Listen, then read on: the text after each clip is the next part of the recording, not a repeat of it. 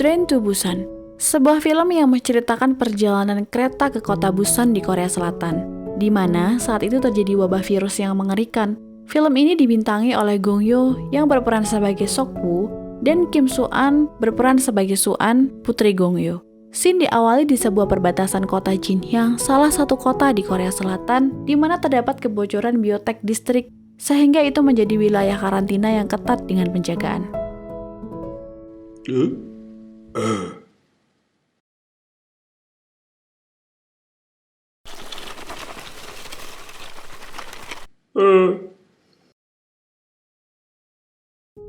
Sebuah mobil pick-up melewati perbatasan itu dan menabrak seekor rusa. Rusa itu pun langsung mati. Akan tetapi, setelah pick-up itu pergi, rusa itu kembali berdiri, hidup dengan mata yang aneh. Film pun dimulai. Di sebuah perusahaan terlihat Sok-woo sedang bekerja. Dia adalah seorang manajer keuangan di sebuah perusahaan. Karena kesibukannya, membuat Sok-woo tidak dekat dengan anak perempuannya itu. Setelah pulang bekerja di sebuah basement apartemen, Sok-woo sedang berbincang melalui telepon dengan mantan istrinya, bahwa Soo-an meminta pergi ke Busan untuk bertemu ibunya. Kepergiannya ke Busan pun menjadi kado untuk hari ulang tahunnya. Keesokan harinya, pagi-pagi buta sekali, Sok-woo dan Soo-an akan pergi ke Busan dengan menggunakan KTX, kereta api cepat di Korea. Dalam perjalanannya ke stasiun, Sok-woo dan Soo-an melihat mobil polisi, mobil kebakaran, dan ada ambulan melintas ke arah di mana terjadi sebuah kebakaran besar. Sesampainya di stasiun, mereka mencari tempat duduk mereka. Masinis sudah siap, kereta akan segera berangkat. Ada seorang perempuan penumpang terakhir. Dia berlari dengan cepat masuk ke dalam kereta dengan luka di kakinya. Dalam kereta, Sok-woo tertidur. Soo-an anaknya ingin ke kamar mandi. Akan tetapi dia harus melewati beberapa gerbong karena kamar mandi dekat dengan tempatnya duduk ada orang. Tiba-tiba penumpang terakhir yang masuk ke dalam kereta tadi mengalami kejang-kejang. Seorang pramugari mencoba memanggil bantuan untuk menolongnya. Belum sempat pertolongan datang, perempuan ini berdiri dan menyerang pramugari tersebut. Leher sang pramugari ini digigit. Semua orang dalam gerbong kereta menyaksikan, di mana di sana ada seorang pelajar bernama Jin Hye yang diperankan oleh An So-hee dan Yongguk yang diperankan oleh Choi Woo-sik. Kericuhan mulai terjadi di dalam gerbong. Yongguk mencoba melawan orang-orang yang menjadi liar itu dengan tongkat baseballnya. Gerbong demi gerbong pun mulai ricuh, semua orang berlarian. Sok-woo yang sudah bangun dari tidurnya menyadari anaknya tidak ada di tempat dan segera mencari Soo-an. Ia melihat kericuhan yang terjadi di dalam gerbong kereta sembari mencari anaknya. Sok-woo melihat orang-orang itu memakan orang-orang lainnya. Mereka sudah terkena wabah zombie. Sok-woo melihat Soo-an yang baru saja keluar dari toilet langsung digendongnya dan berlari sekencang mungkin. Zombie ini bertambah banyak dalam kereta. Sok-woo berlari terus gerbong demi gerbong ia lewati. Sampai di mana ia berhenti karena terhalang oleh zombie di depannya. Di sini juga diperlihatkan sepasang suami istri, Sung Kyung yang diperankan oleh Sung Yumi dan suaminya Sang Hwa yang diperankan oleh Ma Dong Sok. Berkat Sang Hwa, Sok-woo dan Soo-an berhasil melewati zombie di depannya. Ia terus berlari menuju gerbong di mana tidak ada orang yang terkena wabah. Setibanya di gerbong yang aman itu, dan karena banyaknya zombie, pintu gerbong harus segera ditutup. Di sisi lain, Sung Kyung dan Sang Hwa sedang berlari dikejar para zombie. Melihat pintu gerbong akan segera ditutup, Soo-woo menutup pintu gerbong sebelum Sung Kyung dan Sang Hwa masuk. Soo-an meneriaki bahwa dia mengenali ajusi itu karena sebelumnya pernah bertemu saat ia akan ke kamar mandi ternyata. Pintu gerbong dibuka, Sang Hwa dan Sung Kyung masuk. Sang Hwa mencoba menahan pintu itu agar zombie-zombie tidak masuk. Soo-woo memperhatikan bahwa zombie-zombie ini ternyata tidak dapat membuka pintu. Kaca pintu gerbong pun ditutup dengan koran oleh Sung Kyung. Perkelahian hampir terjadi antara Sok-woo dan Sang Hwa karena masalah pintu gerbong tadi. Akan tetapi Sung Kyung mencegahnya.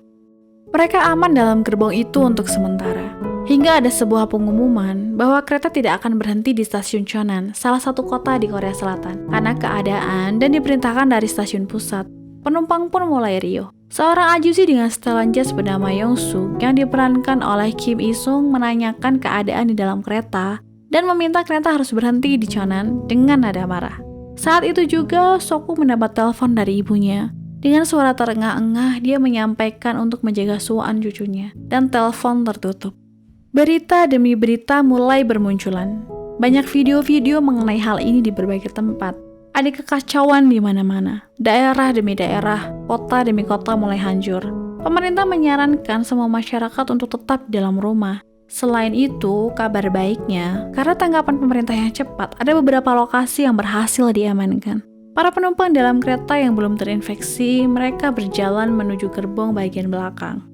Dalam perjalanannya di gerbong kereta, Sokwu menyuruh Suan anaknya untuk duduk. Di samping mereka ada 2 orang nenek. Mereka adalah kakak adik. In-gil adalah sang kakak dan Jong-il adalah sang adik.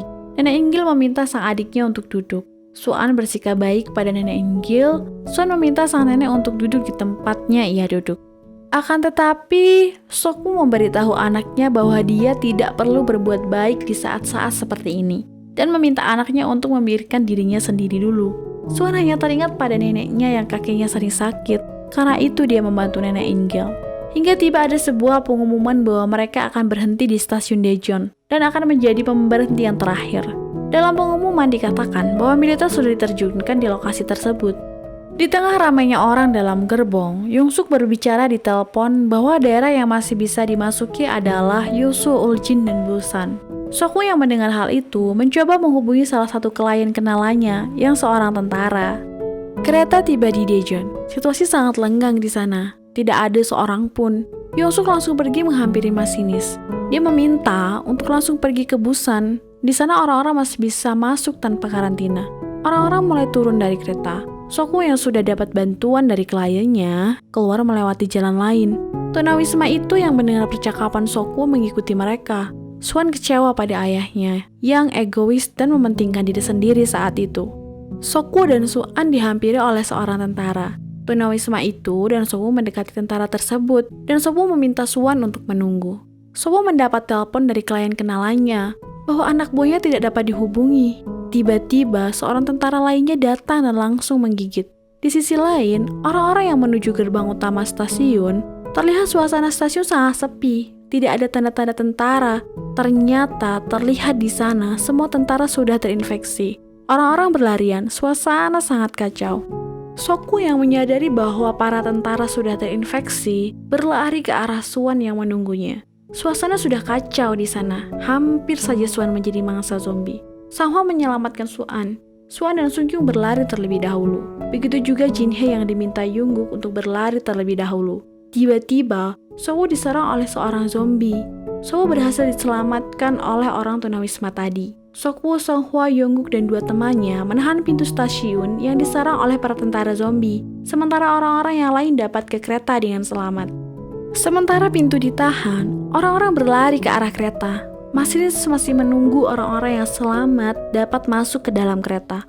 Saat orang-orang masih berlarian menuju ke kereta, tiba-tiba sebuah kaca stasiun pecah. Para zombie berjatuhan di atas kereta. Sudah tidak dapat menunggu lagi, orang-orang harus segera masuk ke kereta. Jin-hye dan Yongsuk dan beberapa orang berkumpul di satu gerbong dengan salah satu orang pramugara yang selamat. Suan dan Sung-kyung masuk ke dalam gerbong bersama dengan nenek In-gil. Kakak beradik In-gil dan Jong-il terpisah di gerbong yang berbeda pada akhirnya. Saat Sung-kyung akan menutup pintu kereta, ada tangan yang menghalangi. Sang tunawisma, dia memohon untuk bisa masuk ke dalam gerbong. Sung-kyung membukakan pintu. Karena desakan dan keegoisan Yongsuk, dia meminta kereta harus segera dijalankan. Jin-hye yang mendengar itu mencoba menghentikan, karena teman-temannya belum masuk ke dalam kereta. Akan tetapi justru Yongsuk mendorong Jin-hye. Di sisi lain, pintu yang ditahan oleh Sokwu, Sang-hwa, Yongguk, dan 2 temannya itu sudah tidak dapat menahan serangan para zombie ini. Kaca pintu pecah. Sokwu, Sang-hwa, dan Yongguk, dan 2 temannya berlari menuju ke arah kereta. Kereta sudah mulai perlahan berjalan. Sokwu, Sang-hwa, Yongguk, dan kedua temannya berusaha berlari menuju ke arah kereta. Kedua teman Yongguk pun tidak selamat pada akhirnya. Mereka terus berlari mengejar kereta, berusaha menaiki salah satu gerbong, dengan zombie yang semakin banyak di belakang. Hingga akhirnya Sokwu dan Yongguk berhasil menaiki salah satu gerbong.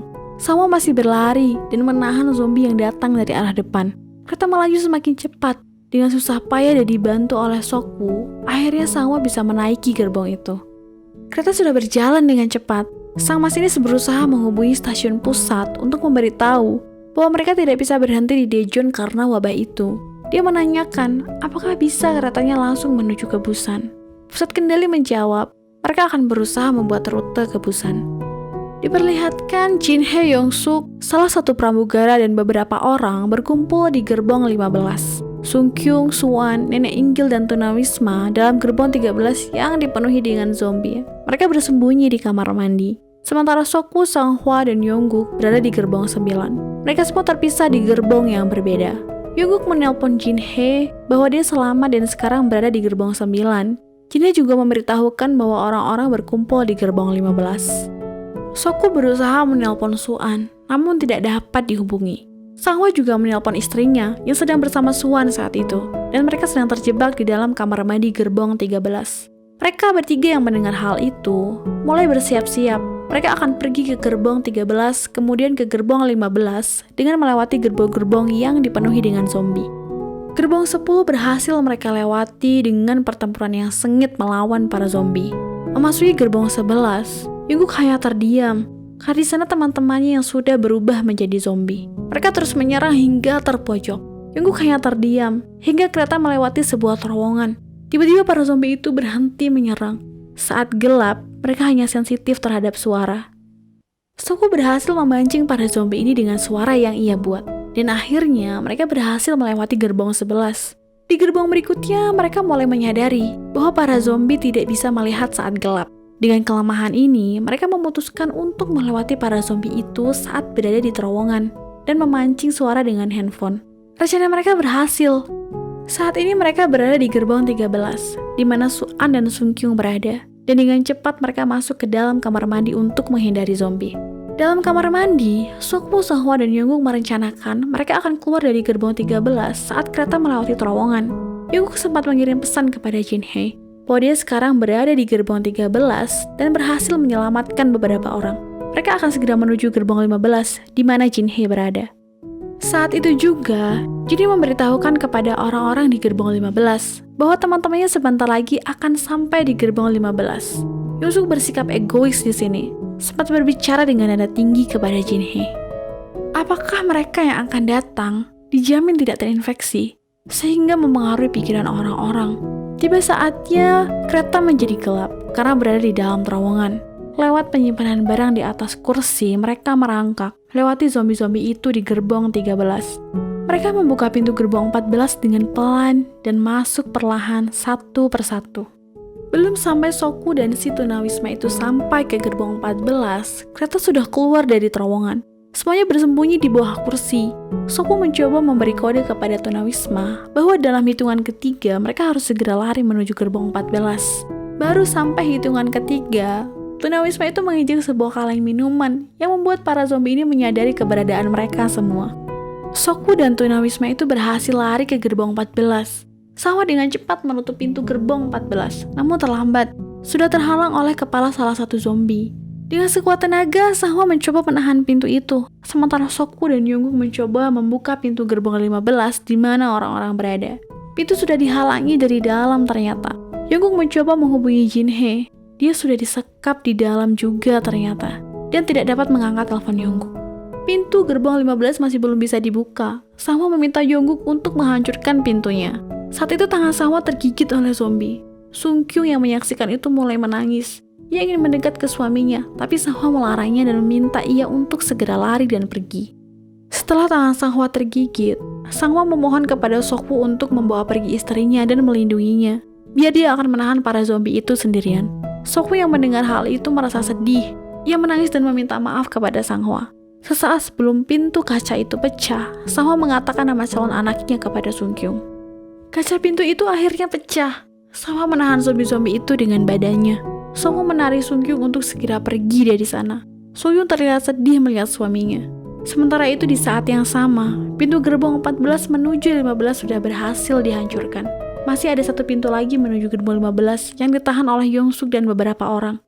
Yongguk dan Sokwoo berusaha membuka pintu gerbong 15 yang tersisa. Pintu pun berhasil dibuka. Mereka semua masuk. Akan tetapi Nenek Inggil tidak selamat. Hal itu disaksikan oleh adiknya sendiri. Pintu ditutup. Pukulan Sokwoo langsung melayang ke arah Yongsuk. Sokwoo marah. Jika bukan karena Yongsuk yang menahan pintu, harusnya Sanghwa dan Nenek Inggil masih bisa diselamatkan. Bukannya merasa bersalah, justru Yongsuk memprovokasi orang-orang lagi. dengan mengatakan bahwa Sokwu dan yang baru saja datang, mereka sudah terinfeksi dan tidak bisa bersama mereka di sana. Semua orang yang baru datang diminta ke gerbong lainnya. Orang-orang itu mulai menahan pintu lagi dengan kain agar Sokwu dan rombongannya itu tidak bisa melewati pintu itu. Sementara orang-orang itu sibuk menahan pintu di mana Sokwu berada, Nenek Jong-il menengok pintu di mana melihat kakaknya di sana yang sudah berubah menjadi zombie. Merasa sedih sekaligus marah pada orang-orang yang bertindak egois ini. Sampai Nenek Jong-il membuka pintu yang dipenuhi dengan zombie itu. Dari gerbong di mana Sokwu berada, terdengar suara kegaduhan dan kericuhan. Para zombie sudah sampai di gerbong 15. Sokwu menghampiri Suan yang sedang duduk, memegang tangan mungil anaknya itu dan mengatakan, bagaimanapun caranya di hari ulang tahunnya ini, ia akan membawanya ke Busan di mana ibunya berada. Mereka berbincang. Saat itu Sokwu menyadari bahwa Suan sangat menyayangi ayahnya itu. Begitu juga Sokwu. Sokwu menuju toilet, mencoba menelpon mantan istrinya. Tapi sudah tidak bisa dihubungi. Sampai ia mendapat telepon dari rekan kerjanya. Bahwa apa yang sudah terjadi saat ini adalah karena salah satu rencana dari perusahaannya. Sokwu menyadari kesalahannya, menangis saat itu juga. Masinis berusaha menghubungi kantor pusat, menanyakan rute, akan tetapi sudah tidak ada jawaban. Jalan kereta terhalang dan tidak bisa melanjutkan perjalanan ke Busan. Masinis membuat pengumuman bahwa kereta sudah tidak bisa berjalan dan terpaksa mereka harus berhenti di stasiun timur kota Daegu. Sang masinis juga mengatakan bahwa ia akan mencari kereta di jalur paling kiri dan akan pindah kereta untuk menuju Busan. Sang masinis keluar dan mencari sebuah kereta untuk menuju Busan. Dia menemukan sebuah kereta dan menjalankannya dengan pelan, melihat sekeliling apakah masih ada orang-orang yang selamat. Di sisi lain, Sokwu dan rombongannya mulai menuruni kereta, mencari jalan untuk menyeberang. Sementara itu, ternyata Yongsuk dan sang pramugara selamat. Yongsuk mengorbankan pramugara ke rimbunan zombie di sana agar ia bisa keluar dari kereta dengan selamat. Yongsuk menemukan jalan untuk menyeberang, namun terjadi kecelakaan kereta saat itu. Mereka terpisah. Sokwu dan yang lainnya sudah tak terlihat. Hanya tinggal Yongsuk dan Jin Hye di sana. Dengan sedih mereka terus berjalan, menyeberang melewati sebuah kereta. Pintu kereta susah untuk dibuka ternyata. Yongsuk berusaha memecahkan kaca di pintu itu. Tiba-tiba dari belakang datang Yongsuk dan mengorbankan Jin Hye pada akhirnya. Yongsuk berhasil lolos. Jin Hye terinfeksi dan memangsa Yongsuk yang menangis di sampingnya. Yongsuk yang berhasil menyelamatkan dirinya sendiri mendatangi kereta yang sedang berjalan, di mana di sana ada sang masinis. Sang masinis turun dari kereta untuk menolong Yongsuk. Namun lagi-lagi, dia mengorbankan orang lain demi dirinya sendiri. Sementara itu, ternyata Sokwu, Suan Sungkyung, dan Ajusi Tunawisma itu masih selamat. Mereka terjebak di bawah sebuah kereta. Sokwu berusaha mengeluarkan Suan dan yang lainnya. Namun kaca kereta itu sudah pecah. Ajusi Tunawisma ini mengorbankan dirinya agar Suan dan Sungkyung bisa menyelamatkan diri. Sokwu, Suan, dan Sungkyung berhasil selamat dan berlari menuju kereta yang sedang berjalan, dikejar oleh para zombie yang begitu banyak. Kereta itu melaju semakin cepat, sampai akhirnya Sokwu bisa meraih kereta itu, membantu Suan dan Sungkyung untuk naik. Zombie-zombie itu tidak menyerah begitu saja. Mereka sempat meraih kereta itu, akan tetapi bisa dihalangi oleh Sokwu. Saat akan masuk ke ruang kemudi kereta, di dalam sudah ada Yongsuk yang sudah mulai terinfeksi. Yongsuk akhirnya berubah menjadi zombie. Sokwu berusaha menyelamatkan Suan dan Sungkyung. Akan tetapi dia justru tergigit oleh Yongsuk sesaat sebelum Yongsuk bisa dijatuhkan dari kereta. Sokwu yang sadar dirinya sudah tergigit, segera membawa Suan dan Sungkyung ke ruang kemudi, mengajarkan Sungkyung cara untuk memberhentikan kereta jika keadaan sudah aman. Sokwu menghampiri Suan yang sudah menangis dengan kencang. Suan menggenggam lengan baju ayahnya dengan erat. Sambil menangis dan berteriak, ayahnya tidak boleh pergi meninggalkannya. Sokwu yang melihat anak satu-satunya itu menangis, ikut menangis dan menggenggam erat tangan anaknya, dan kemudian melepaskan genggaman tangan Suan. Ia keluar dari ruang kemudi, menutup pintunya. Terdengar suara anaknya yang masih menangis meronta-ronta. Sokwu yang masih menangis, matanya pun mulai berubah. Ingatan yang muncul di saat-saat terakhirnya sebagai manusia adalah di mana dia sangat bahagia saat Suan anaknya lahir ke dunia. Sokwu pun berubah menjadi zombie, menjatuhkan dirinya dari kereta. Suan masih menangis, kereta terus berjalan, tersisa Suan dan Sungkyung saja. Hingga mereka tiba di sebuah terowongan di mana banyak sekali mayat zombie di sana. Sungyung memberhentikan keretanya. Mereka menuruni kereta dan mulai berjalan. Di ujung lorong itu, ada seorang tentara yang mengawasi, menjaga, dan memastikan bahwa orang-orang yang melewati terowongan itu bukanlah orang yang terinfeksi. Swan menyanyi dengan keras sembari menangis. Para tentara tahu bahwa mereka bukanlah orang-orang terinfeksi. Mereka dijemput oleh para tentara dan film pun selesai.